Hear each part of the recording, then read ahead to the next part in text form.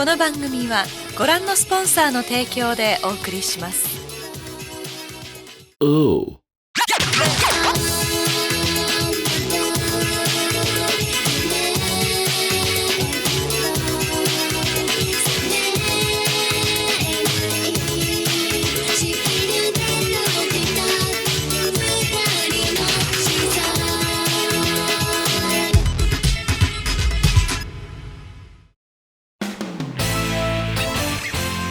Welcome to the Sushi Bite Switch Summer Slam!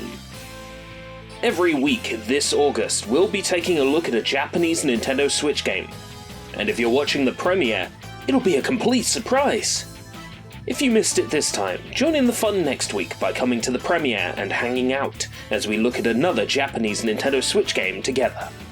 This week's game is based on a franchise that has been on the TV in some shape or form since its inception in 2004. Just this year, its latest series began airing in Japan, with 800 episodes under its belt.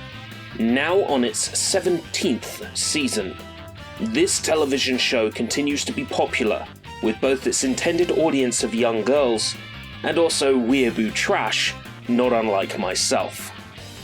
We've even talked about this franchise before on Real Asia. We even dedicated a weekly Dairanto to it last year. This particular season didn't win. Looking back on it now, I think it may have even been robbed of its sure victory. And the girl with the blonde hair? She certainly stole my heart. This week's game is...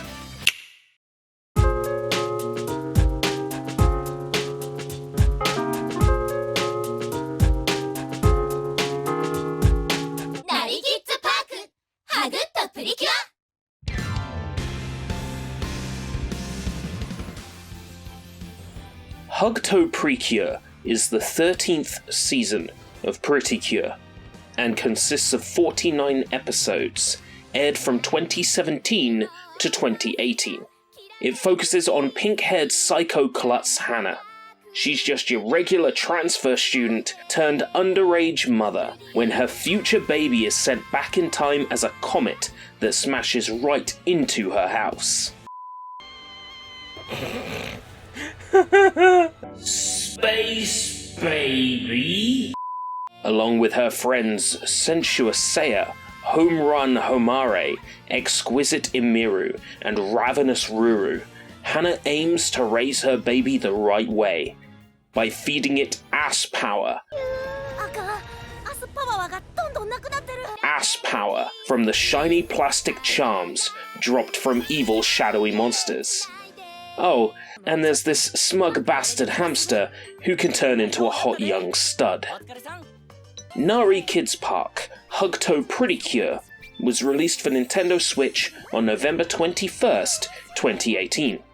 Being a physical Nintendo Switch game, upon its release it was the first region-free Precure game in 13 years.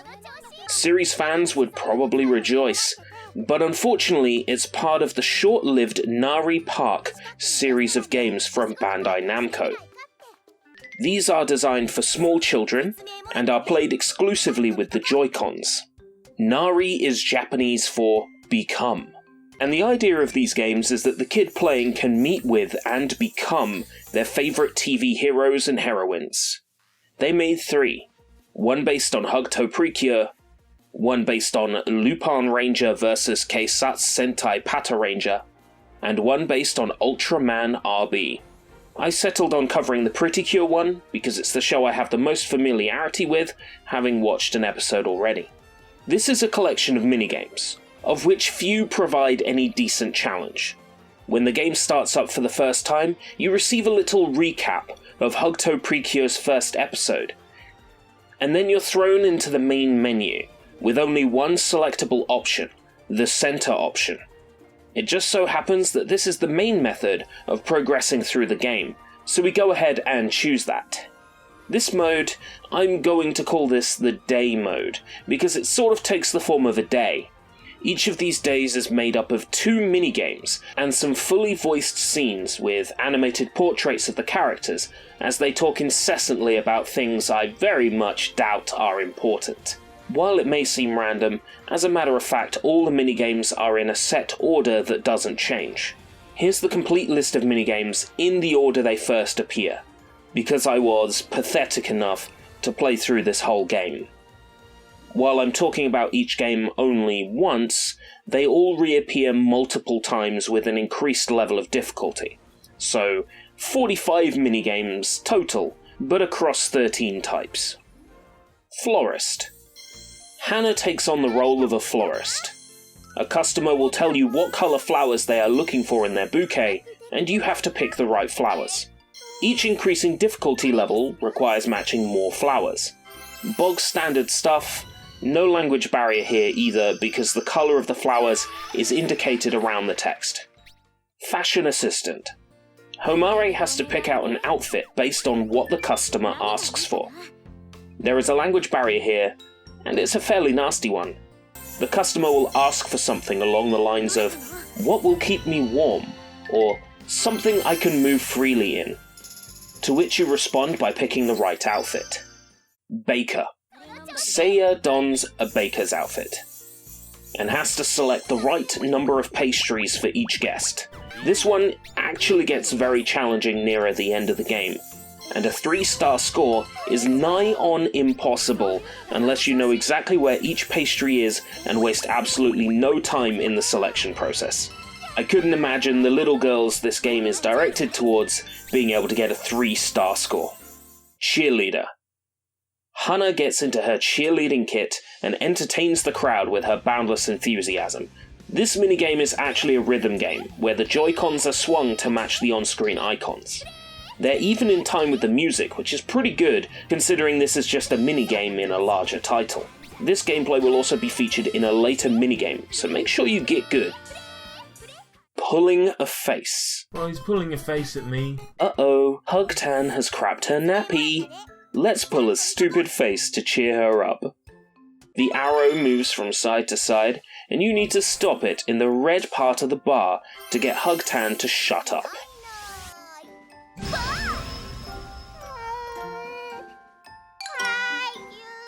Feeding the baby milk. Same as before, stop the arrow in the red section, but this time the arrow only goes left to right. And in later stages, we replace milk for solids. But it's exactly the same minigame. Fighting Oshimidas. This is the only combat game. Dodge the rocks, or don't, and then punch them back at the bad guy, the Oshimida, that's what they're called. After which, you complete the cheerleading minigame to finish the Oshimida off.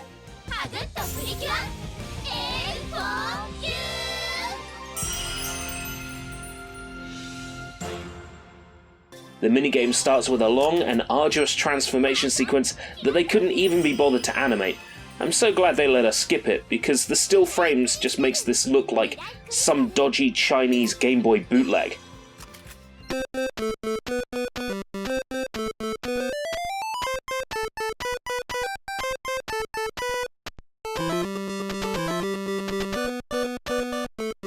Safari Guide.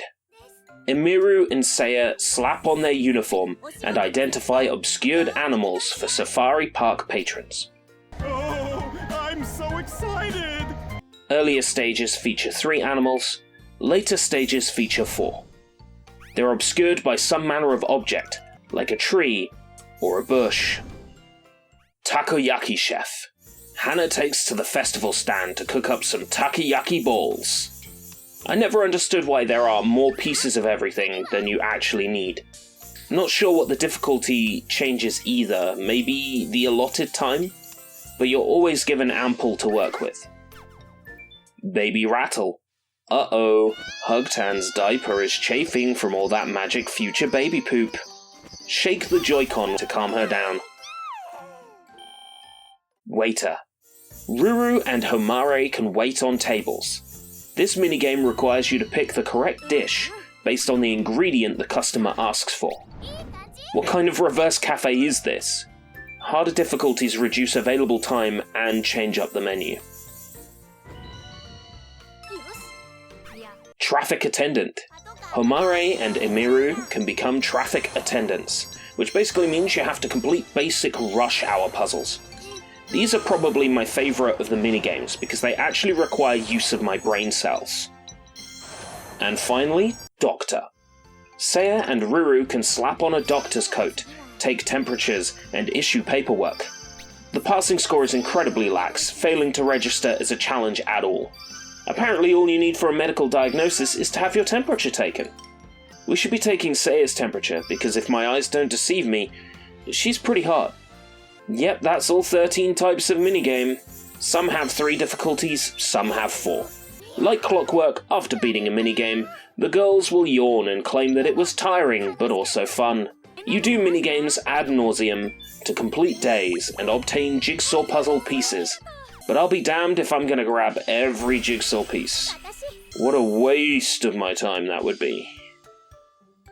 Other features in this game include one karaoke track, the Hugto Precure opening theme, We Can Hugto Precure, where the player can make noises by shaking the Joy-Con. There's no scoring, no microphone input. I'm really not sure why this is even an option, but okay. There is also this meet mode, where you can meet the Precures and they'll ask you questions. This would probably be pretty cool if you were a young kid who always wanted to meet your heroes. And this was one of the selling points of the Nari Kids Park series of games. But it's all in Japanese, and that means I really can't appreciate it the way I wish I could.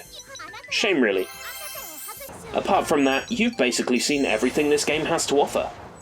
Just a little bit short on content for its budget second-hand price, but probably worth grabbing if you're a Precure fan with money burning a hole in your pocket. I certainly won't judge you, but if you've got money burning a hole in your pocket, there are channel memberships. Honestly, I can't criticize this all too much in terms of presentation. It looks fantastic in docked mode, with high quality artwork and renders, a smooth, consistent frame rate, and sturdy performance. Interface elements feel slow at times, which is annoying during the more tense, fast-paced minigames. Though I think my biggest complaint is that there is generally nothing here outside of the Joy-Con shaking that the Pro Controller can't do. So forcing us to use the Joy-Cons is a bit contrived. Hell, the minigame icon here shows the Pro Controller, so it probably did have support for Pro Controller at first, until some genius at Bandai Namco thought, you know what people will love? Using the Joy-Cons even though none of the games require motion control besides shaking. I'm not saying we should cancel that person, but we should totally cancel that person. Overall, this certainly isn't the worst thing I've played on Switch, not even close. I've played vapid trash like Unicornucopia and Panda Hero, games of low effort, minimal production value, and zero artistic vision. Nari Kids Park Hugto Precure has a significant degree of polish, some really clean visuals, and manages to be more than just the minigame collection directed at kids that it ultimately is. I'd have preferred a fighter though. Is it too much to ask for a Precure Muso? Come on guys, you have 17 fucking seasons to take inspiration from. Amazing soundtracks and theme songs from almost 20 years on the air. What's keeping you from writing the blank check? Chop chop, we're waiting. So that's SummerSlam number 3. Not so much of a slam this time, more of a flop. They can't always be great games. Where would the fun be in that? What could be next? Find out in a week's time on SummerSlam number 4. This has been Sushi Bites. Thanks for watching.